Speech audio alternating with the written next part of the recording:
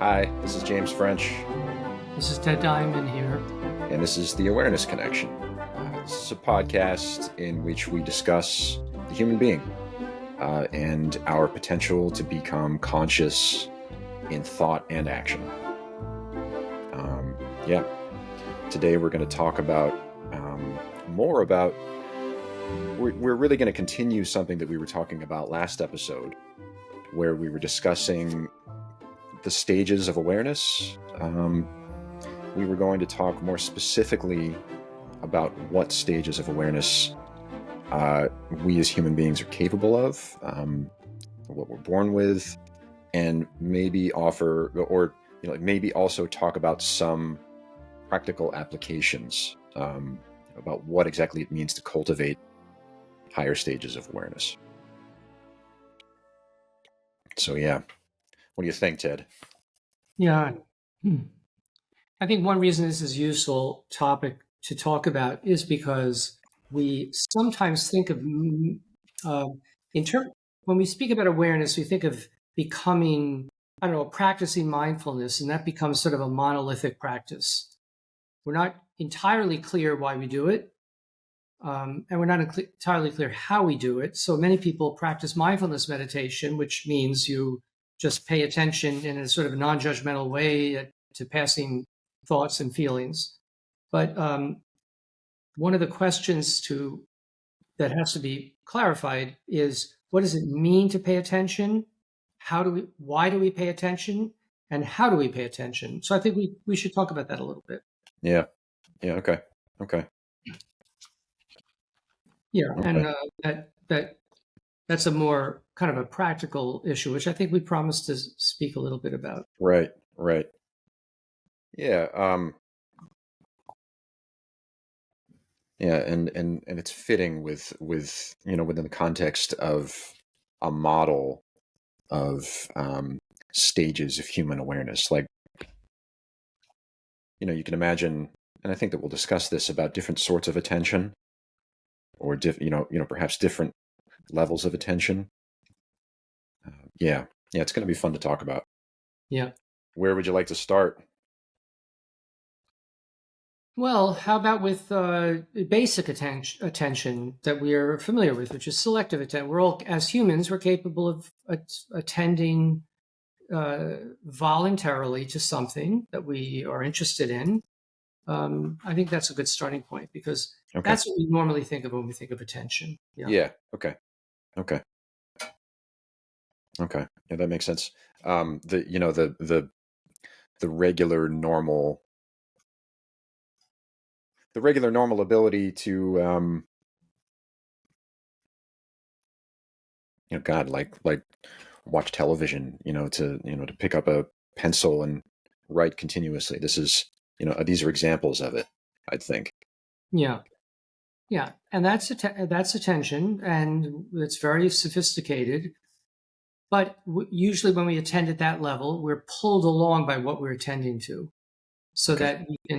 that we can watch something on TV, or we could read a book or be in a conversation with someone, and we might be quite attentive to what we're doing, but the situation will pull us along. If you try to attend to something when you don't have something of interest, you'll find that your attention will flag. Mm, So now what appears to be voluntary and maybe conscious attention is not as conscious as it appears. yeah. So we Yeah. quickly find out if we're trying to pay attention in a situation where there's not very much inherent interest in what we're looking at or doing, then it becomes a little more difficult. Okay. Okay.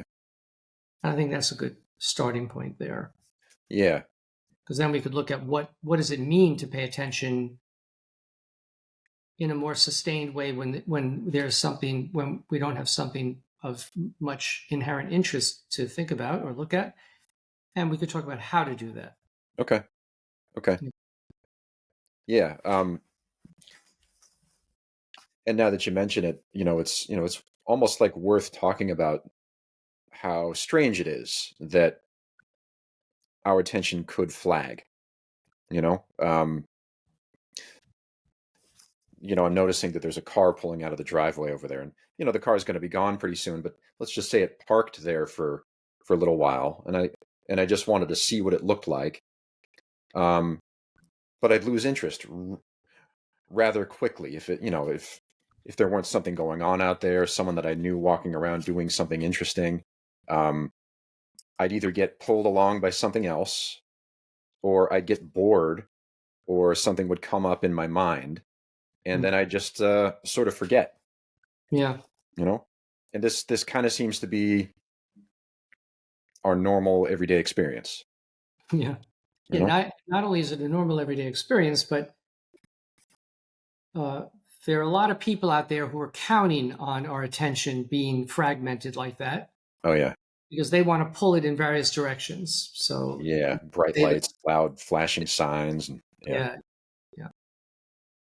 So a lot of people's attention is taken up by accidental things that are not as accidental as they appear, right, and they're caught up in it, and that becomes a lot of their time. A lot of there are people really addicted to I don't know, Facebook or yeah, yeah, yeah, forms of definitely, entertainment.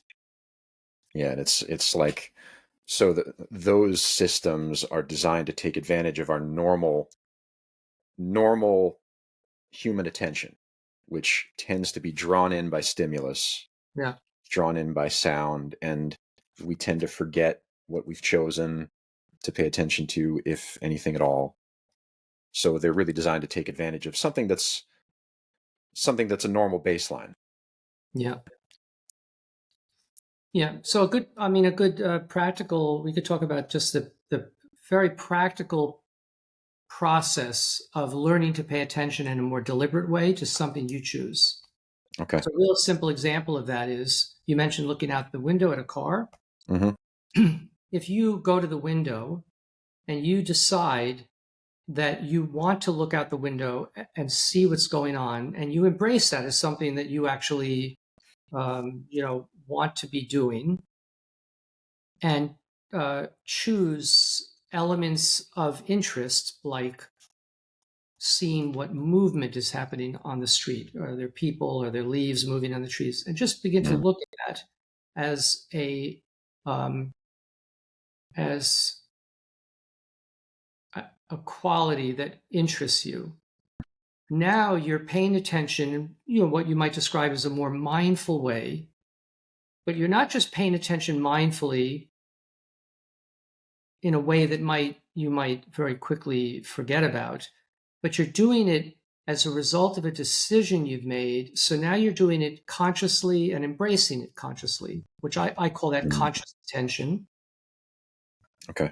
We many of us know how to do that, but or I should say, many of us do that in particular situations. For instance, if you're um,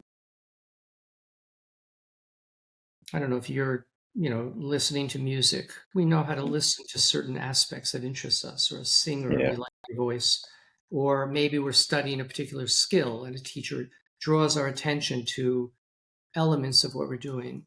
But Yeah. here we're doing that in a more self-guided way, Hmm. and we're doing it for no other reason than simply to pay attention to what's happening out there, and it can be very quite pleasurable.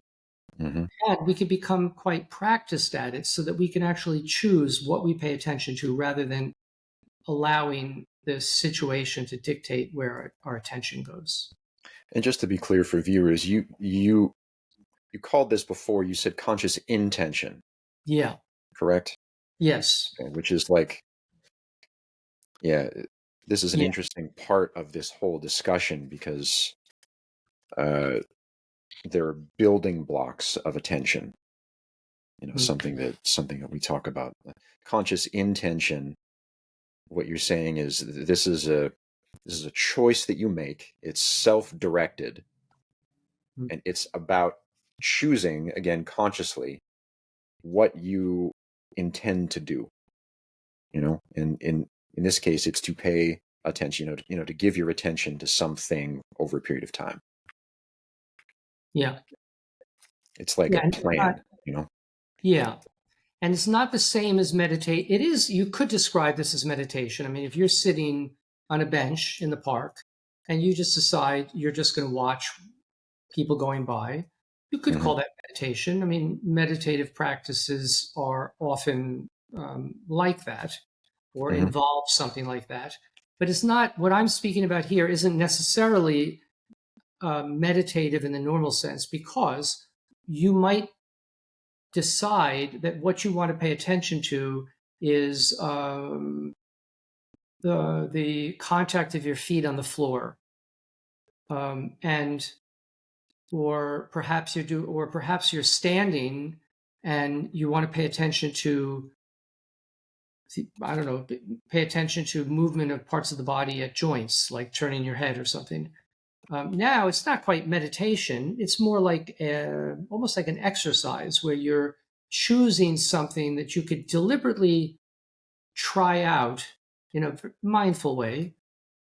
So it's not meditative. It's more just a kind of a thoughtful uh,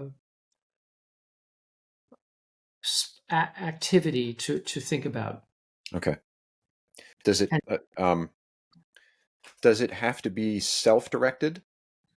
Like, meaning, does it have to be about um, perceiving something in your own physical field that like your feet on the floor, for instance, or could it be listening to a piece of music without forgetting, yeah, it could be without getting yeah, distracted?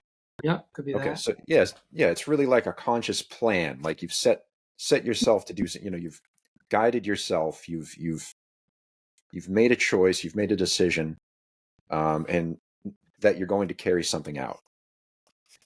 Yeah, Okay, okay, yeah, and it could be something as simple as you're going to the bank, you're on a line, and instead of worrying about who's in front of you and how they're doing, you say, I'm not going to allow my attention to be diverted by, um, you know, I don't know. I don't want to be dragged into worrying about, how the line is progressing, or that someone's having yeah, a problem with the teller and I'm sitting here getting impatient. yeah, You, it could be as simple as saying, no, I'm not going to think about that. I want to be aware of the room, and I'm mm, going to, while I stand here, I'm going to remain alert to what's around me. okay, That's a kind of conscious yeah, intention, and it's choosing what you attend to. And that's an important thing to be able to do, because now situations that would be distracting or would pull your attention so that you're getting annoyed or worried or bothered or just distracted. Now you can make a choice about what you attend to. And that's an important element in any kind of awareness or meditative practice. so this is really a basic, or like a fundamental, like a first step out or beyond our normal level of awareness. Yeah, you I know would. Yeah, it's this is the beginning. We're sort of recognizing, we're not pathologizing, we're just recognizing that like our normal attention tends to be drawn out or drawn in, tends to be forgetful, and it's just, this is normal. And well, if we're going to go beyond this, then what does it mean really to go beyond that? Well, it's about planning, it's about carrying something out, it's about choosing what you're going to do, and wanting not to forget, or yeah, yeah, you know yeah, yeah. Being intentional. Yeah, being intentional. Okay, yeah, one of the fundamental building blocks of the next stage of awareness. yeah, yeah. Before you sit down and expect yourself to be able to pay attention for a whole hour, or assuming that you should be doing that, why not, first begin with seeing if you could just pay attention in a constructive way to something you've chosen. Hmm. That's a useful skill to have. Yeah, And as opposed to a meditative practice where you typically will separate yourself from normal activity, this practice you could do anywhere, or yeah, practically anywhere. You could be in yeah, a bus and sitting on a bus and say, I'm going to just enjoy looking out at the street and seeing what's going on out there, or yeah, um, or listening to someone speak. You could say, while I'm listening to someone speak or watching a movie or something, I'm going to be aware of my feet on the floor, my back against the chair, so that I'm aware of myself while I'm listening, and now you're mindful in a way because you're listening, but you're not forgetting yourself and getting totally wrapped up in what you're listening to. So you're learning to become mindful in some way in daily activity. Hmm. Hmm. Yeah, I think this is so important. I mean, and this is really, you said before about how we often approach, like, say, for instance, a mindfulness practice with the hope that, like, sitting for 10 minutes or listening to to your breath for 20 minutes is going to carry over. I think that this is often what we understand or hope or are being sold is going to happen when we quote unquote practice mindfulness. It's going to carry over. But what you've just talked about, this, what you've called conscious intention, this isn't, this is a different thing. Like, this is actually something that you can carry through. This is conscious intention. This is directly impacting how you can live your life. And like it seems like people who become very successful in, say, an instrument, or in I don't know, in other kind of like skilled abilities, I Mm. think sometimes have a sense that this type of thing is important. You know, Yeah, I think that this is an important component of sort of higher learning. You know, and I really appreciate that you're breaking this down. yeah. No, I like that idea. Yeah, I think you're right. I think people who are accomplished are pretty focused and pretty clear about what they care about, and they're not easily distracted. And Yeah. I've always wondered about that because I notice that people who are accomplished, or sometimes just people who are quite professional in what they do, Hmm. they have certain elements of this ability are quite developed in them. They don't Yeah. To them, it's part of their professional work, so you don't think of it as something related, let's say, to be mindful, but they're pretty clear. Like, we're having a discussion. Let's not get personal. Let's not discuss politics. We have a topic we're covering. We're staying with it. Um, Yeah. I like that. And Yeah. This is a thing that I've learned with you. For instance, having meetings. This is about you know having a meeting where there's a clear agenda that's being set out at the very beginning, mm, so that you know whether you're sort of getting pulled in this or that direction. You have a clear agenda. Everybody knows what's to be discussed. yeah, Um, and it doesn't just begin, it doesn't just start. So yeah, we have clear things, like everybody's going to be heard, but we have this meeting time. It doesn't last forever. So we want to know exactly where we're going to go. I think yeah. that's an Important. ability that a good leader would have. Yeah, And again, you might not notice it. It just seems like they're pretty organized or something, you know? yeah, yeah. Yeah, and that quality of knowing that you have something to get done, and then you're focused on it and purposeful. That's important. And then if you need a break, then you take a break and you chat, and you can have a moment to think about other things and not be serious. But that's a clear process. Whereas if you're really not sure about what the meeting is for, and you're really not sure why you're there, then you might just be wasting time. Yeah. You run into frustration and all that. Well, then, I don't know where you want to go next, Ted, but it seems to me like the next thing is, well, okay, I've like planned on, say, looking out the window for a little while and seeing movement, but I always get distracted, you know? Yeah. And I find this exercise to be frustrating because I always get distracted. I can't seem to maintain my attention. Like, what do I do? You know? Yeah, so you're shifting to the problem of not losing attention. Yeah. Yeah, is that like a good next step? Yeah, it's fine. A little bit different, right? Yeah. Yeah, because we could cover that too. Okay. I'm just thinking about whether there's more to say about conscious intention. Okay. Yeah. There's Yeah. more. Yeah. Well, let's stay on conscious intention. Well, I have one Sure. more. Yeah. Just share this. Yep. It's kind of related to the new topic you've raised. So let's say you're paying attention to something that you've chosen to. You're looking at this. You've gone to the park. You're sitting on a bench. You want to pay attention to what's around you. You're looking at the trees, and then you find that you question why you're doing it. You question whether you're doing it.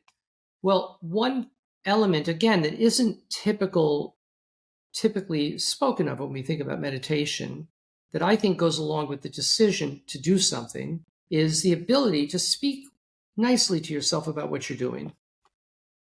In the same way that a teacher would speak to you and say, "How are you doing with that? Try that out. Are you doing well? Okay, now try this," or a good job. Let's try a little more.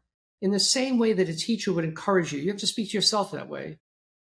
I say that because we typically don't speak so nicely to ourselves. And Right. we have to learn to do that as part of guiding our process. Hmm. Now, that's counter to what we hear about in meditation, where you're not supposed to talk to yourself or think more or make judgments.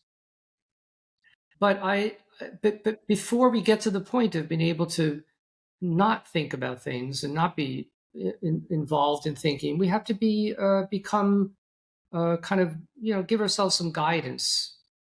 And I think that's an important component Hmm. because then you say, look, I'm doing good here. That's all I want. All I wanted to do is just look around, enjoy what I'm seeing, take note of my surroundings. That's good. And then you say, that was a good job. Let me stop for a minute Hmm. and let me think about the next step and then try again. And then you're now, kind of in a process, a positive process where you're embracing what you're doing Hmm.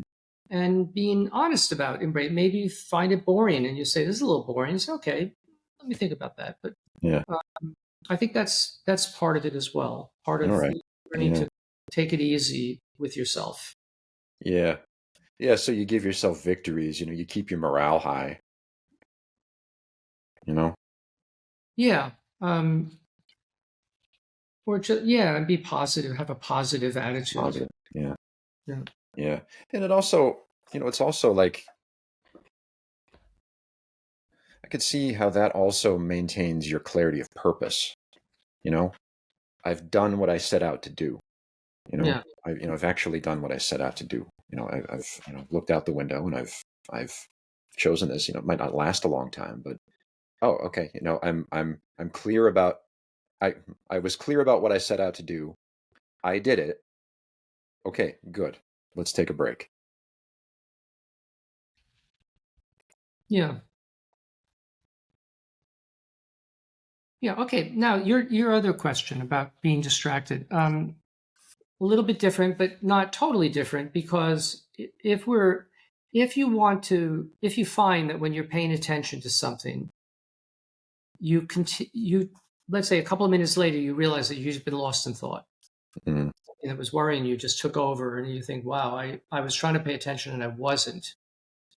Um, I might not, fight with that and try just being consciously, intentionally aware a little bit and just give myself time to do that so that I'm not being too, I don't know, too um, strict about the process. mm, But one thing you could do is just pay attention and then notice when you lose attention and make that your goal. You're not trying to keep your attention because you can't really keep your attention. You certainly can't practice being attentive.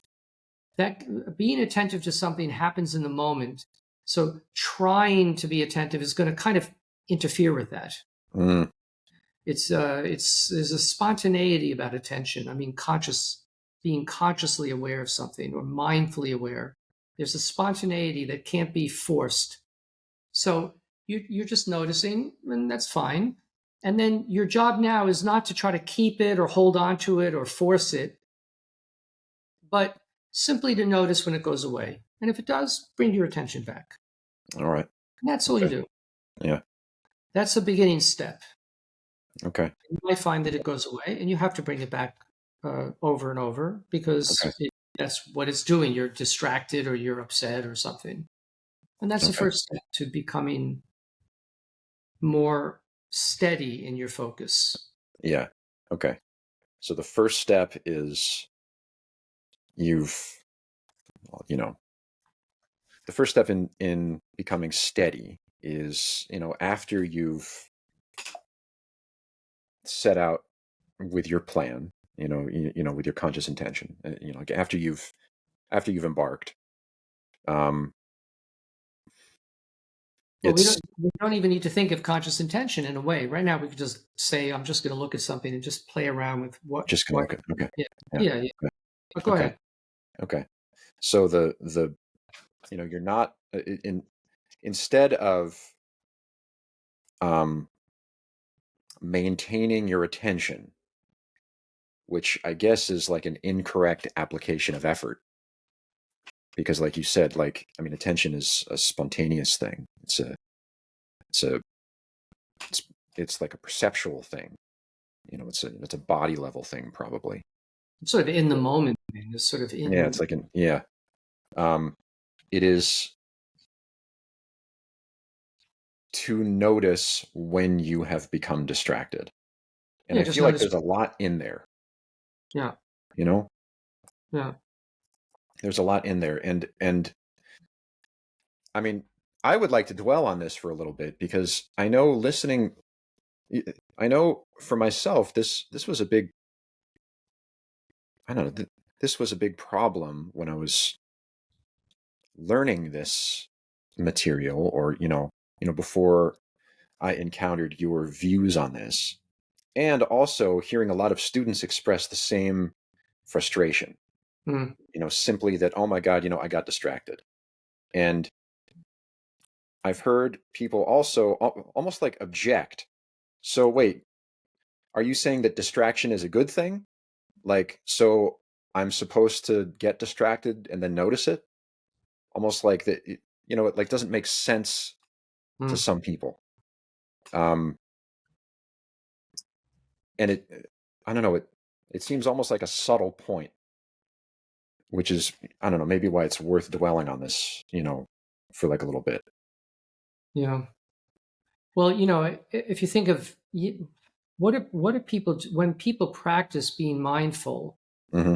they often just say, "Well, I'm there for 20 minutes or an hour, whatever it is, and I'm just going to, observe passing thoughts and feelings non-judgmentally," which is, the typical sort of definition of being mindful. And they just sit there quietly, and you wonder what they're doing. They sort of might space out. They might get relaxed. They might um, feel that the sort of their sense of time or space is altered in some way, but you don't really know exactly what the purpose is. Is there some specific skill you're learning? Is there a particular competency or attainment?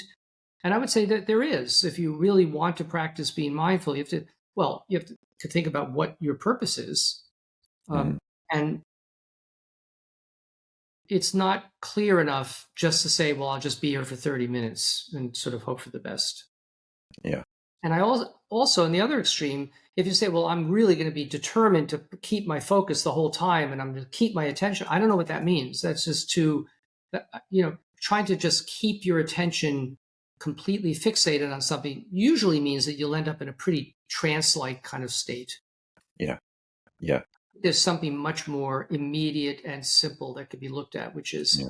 can you pay attention in a mindful or conscious way, and then enjoy that, and then see where you get distracted, and then say, Mm, okay, I'm going to go back to that. mm, okay. And if you do that, let's say several days in a row, you'll find that you'll get better at noticing when you've lost attention, to the point that you'll notice that you're about to lose attention before you do lose attention. Hmm. So now your attention doesn't go away as fast because you've caught it. You've guarded against that. So now Okay. you're able to stay with the thing you're looking at a little more steadily until you get so good at it that your attention doesn't waver and you stay alert and aware of what you're looking at for, let's say, 5 minutes straight. Okay. And that's real skill. You've learned something. You haven't learned attention, in the sense that you've practiced being attentive. That happens Yeah. in the moment. But you've learned about inattention and learned how to steady your attention. That's a particular kind of competency. Okay.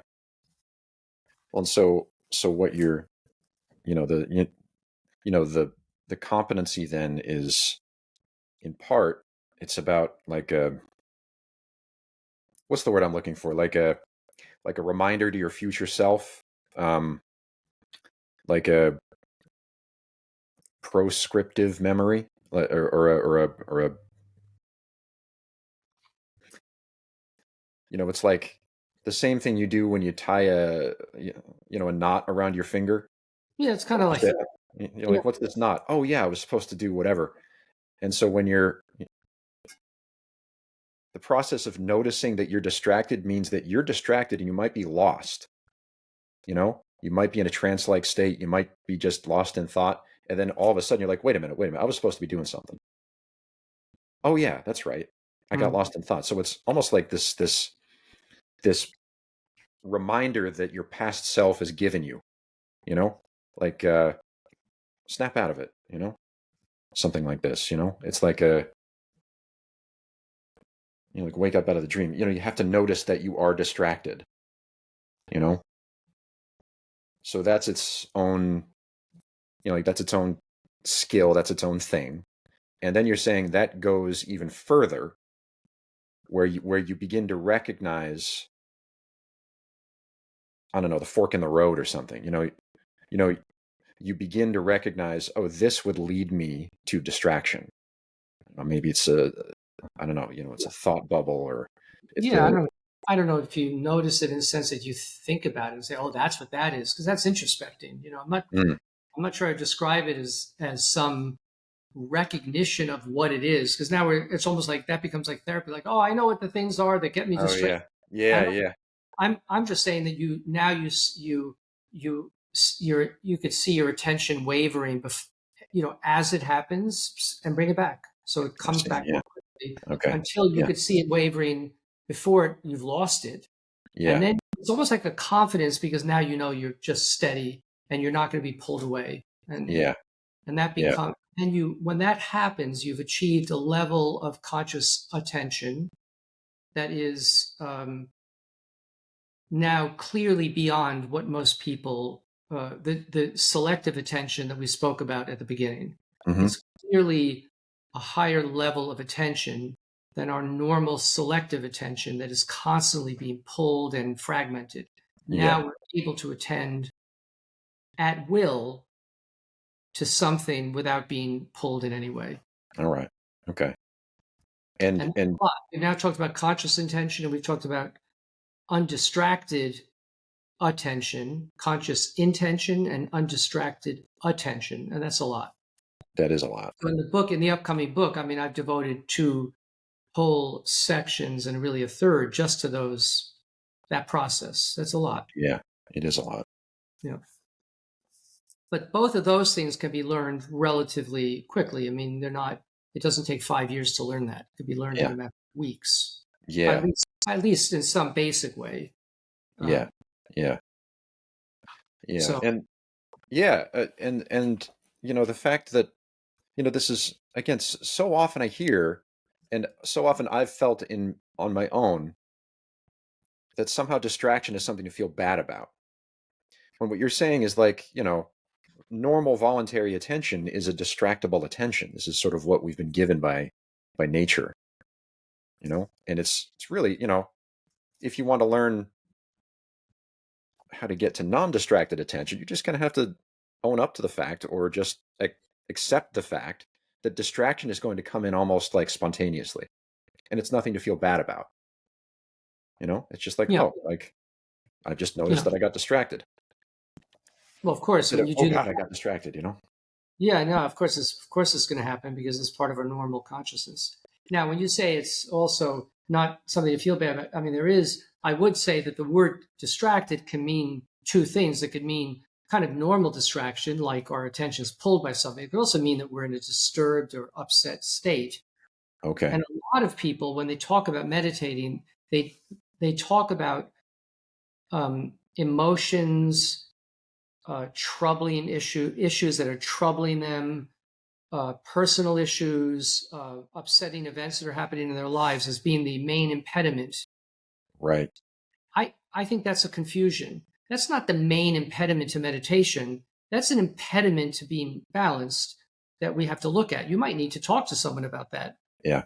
It's if you always frame the problem of being attentive as, well, I'm upset today, so I wasn't able to keep my attention.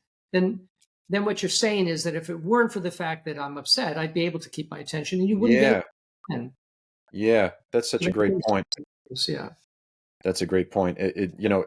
emotion When, is the problem. Yeah. yeah, it's a different problem. And if you were unstressed, if you were unburdened, um, if you were physically healthy and mentally undisturbed, you would still have to face distraction Yeah. because it's not the same. In the same way, in the study of kinesthetic awareness, you know, there's always the problem of misdirected activities. You know, misdirected activities aren't caused by trauma. It's not the Yeah. same thing as trauma. It's not the same thing as muscle soreness.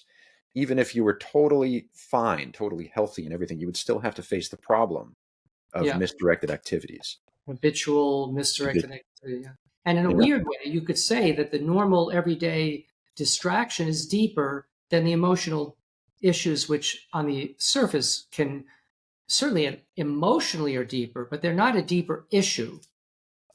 yeah, If you always frame mindfulness practice or being undistracted or being more steady in your attention in terms of the emotional issues that are keeping you from being able to be more, kind of balanced or relaxed, etc., then now you have kind of, in a sense, trivialized meditative practice, because now you're saying it's just a way of feeling better about your emotional issues. And it's not yeah, a way of feeling better about emotional issues. Feeling better about emotional issues is what you do to feel better about emotional issues. yeah, yeah, So it's easy to confuse the issues, and I would say to a large extent, a lot of mindfulness, sort of the kind of popular mindfulness practices have been kind of, what's the word, um, stolen by you know been taken over as a way of addressing people's emotional issues and stress, and that's yeah, not really fundamentally what they're about. yeah. Even if they're beneficial, you know? Yeah, and they might be beneficial, and that's Yeah, great. But if you then say that's what mindfulness is for, you haven't understood what mindfulness is for. yeah, It might be using it for that purpose, fine, but it's not. There's more to it than that. Let's put it that way. yeah, yeah. That's an important point. That's a fine point because I've heard you make this point before, and people sometimes get defensive about this, where they're like, but it does help with my stress, and it does help with my, perhaps my traumatic memories or something like this. And you're saying, well, yeah, even so, even if you get all that stuff taken care of, you've still got the problem to face. You've still got your normal level of attention that you want to transcend. You Right, know? and we still have the larger subject to look at, which shouldn't be reduced to people's emotional issues. Yeah, Larger yeah, subject has to be articulated. So I have no problem if someone says I have to look at my emotional issues. Fine. I mean, when I first did kind of deeper level of meditation, kind of going beyond where we've spoken about today, sure. emotional issues came up for me, which I had to Yeah, deal. yeah, But I dealt with them kind of separately. I've kind of compartmentalized them, looked at it, took a hard look at it, hmm, spent some time on it, and then went back to meditating. I didn't say, oh, well, the meditation is about figuring out why I had some issues with my parents or something. yeah, The meditative problem is its own problem that has to be looked at. And I And the reason I'm so emphatic about it is because if we don't look at it as its own problems, then how can we frame the higher possibilities available to the human being? Right. Right. If we always bring it down to the therapeutic sphere where we're saying, well, we're helping people with their emotional or Yeah. stressful problems. Yeah. And I'm interested in the deeper, higher level issue because I don't believe it's been framed very carefully, or and I don't think it's been placed in an educational context that does it justice. Yeah. Yeah. And when you conflate the two, not only do you lose out on that higher potential, but as a teacher and as an educator, you risk like malpractice, you know, where you're recommending mindfulness for someone who really needs like a trauma therapy, and you're really not, you risk malpractice, but you also risk like charlatanism, where you're telling someone who really needs like some serious some serious help on something that they can just get through it with this mental practice. Yeah, and then sometimes teachers will think that they feel good about themselves because they see this deeper issue, and they feel like, they start to flatter themselves that they can help the person with the deeper issue. And it very well may be none of your business Yeah. because it may be something you're really not qualified to address. And I would very readily admit that in my own teaching practice to say that's Yeah. not something. I'll support the person, try to point them in the right direction, um, help them, but I wouldn't presume that I can help, that I'm qualified to help them with those emotional issues because that's not what I'm trained in. I'm not Yeah. competent. Yeah. Yeah. And I Yeah. think that's important to know that. It's important to know what you know. It's important to know what you don't know. Yeah. Absolutely. Absolutely. And Yeah, the which is whole why, well, become conflated. Those yeah. issues easily become. Yeah. Yeah. I think that this has been a really clear conversation. It's helped me to get clearer on the distinction between the two. Yeah. You know, and Ted, maybe before we go, you know, non-distracted attention. This is clearly, I think it's a convincing argument that this is a different form of attention. You could say a higher form of attention than our normal voluntary attention. Because it builds on certain capacities from voluntary attention. It addresses some um, issues with voluntary attention, and uh, some spontaneous distractions, or whatever it is, they dissipate, they go away. So clearly, this is it's a good argument to say that this is a higher form. This is Yeah. maybe a more complex form or something like this. What um, what else can you say about that as a higher stage of awareness? But You know, that stage. yeah, is that the same thing as like you can use the word like mental quiescence, or is it the same as like a um you, you know what would you have to say about it? Are there like more distinctions to be made? I had to think about it. It's not the same as it's not the same as meditative practice that goes toward insight into yourself. That's kind of Okay. a further development. We're not Yeah. speaking about that. Okay. So in a certain way, it's very simple. Um, it's not it's not deep in the sense that it's trying to like look at the nature of the self or the. Um, Hmm. it is related to mental quiescence because to the extent that your attention is totally steady, you'll tend to be quieting the mind. And Okay. conversely, if the mind becomes very quiet, which sometimes can happen spontaneously, your attention will tend to be very focused. So Interesting. those two things are very related. Hmm. And there's probably more to say about it. And of course, I've written about it. So, but Yeah. I think the ability to focus attention means that you'll have the ability not to be distracted and to focus your attention much more at will Mm-hmm. when you want to. I You see. won't be very easily distracted. You'll be able to keep your attention steadier. You'll be able to use your time in situations where it would be lost and you'd be squandering time. You'd be able to use your time more efficiently. Mm. Yeah. There's probably more to say about it, but I think that's just an important quality, important element of Yeah. Yeah. being able to attend in that way. It Yeah. also implies that you'll be more. You can't really easily achieve undistracted attention if you're emotionally disturbed or upset. Sure. So Yeah. it gives you a kind of a basis for noticing that, and you'll become more discerning about the situations you'll allow yourself to be in that will be distracting. I see. So, Yeah. as you know, I will avoid conflict if at all possible because it's a waste Yeah. of my time. I don't want to have an Yeah. argument. I don't want to be Yeah. involved in an argument or something. So tend to be much pickier about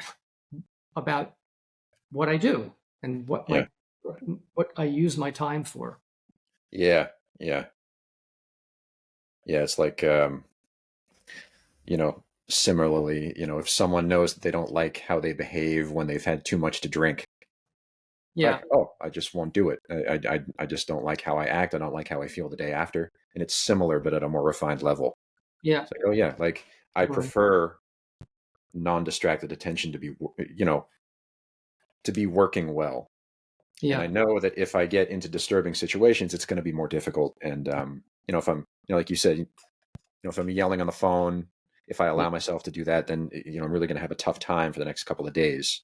yeah, And it's just, okay, let me be pickier about the sort of energy that I give. Let me be pickier about what sort of interactions I have. Yeah. yeah, It's really like it allows for like a more refined hygiene kind of, yeah, yeah. I like that. Yeah, absolutely. yeah. And, we live in the real world, so it's not always possible, to avoid these situations. But I mean, at least, you're picking up skills and can probably strengthen them over time, Yeah, you know? yeah, absolutely. Yeah. But so it's but yeah, I like that we covered those two topics. It wasn't too much. What is our next topic, James? Was that going to be on sensory motor awareness? Did you mention? Yeah. The next topic was going to be on sensory motor awareness, like more or less the most recent book, which is the curriculum, you The know, curriculum on kinesthetic awareness. okay, Yeah. yeah, that's our Yeah. topic for the next podcast. Okay, Yeah. And it certainly touches on this, and there's so much overlap here. This yeah, is a more general discussion today, even though there were a lot of practical elements, but it's really part of the larger stage model. Um, sensory motor awareness is going to be more, it's the educational component of kinesthetic awareness. yeah. So yeah, No, yeah, good. Be our yeah, next.